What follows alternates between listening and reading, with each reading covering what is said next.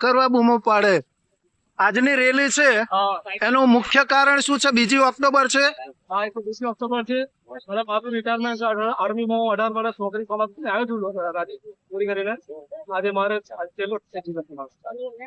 તમે આ 2 ઓક્ટોબરે ગાંધી જયંતિ નિમિત્તે શું સંદેશો આપો છો? એટલું કે બધા જેમ મને એમ આપણા દેશના જવાનો બધા નવજવાનો છે તે દેશની સેવા કરવામાં સક્ષમ બને. આજે સાથે સાથે નશાબંધી સપ્તાહ પણ ઉજવાઈ રહ્યું છે, તો આપ આ નશાબંધી સપ્તાહ નિમિત્તે શું સંદેશો આપો છો? એ આપું છું કે અત્યારના નવજવાનોને બધાને નશાબંધી કરે છે બંધ કરવું છે અને દેશની સેવા કરે એવો એમને સંદેશ પાછો. શું એવું લાગે છે નશાબંધી થી વ્યસન મુક્તિ બંધ થશે? બહુ સરસ છે. નશાબંધી આપણા ભારત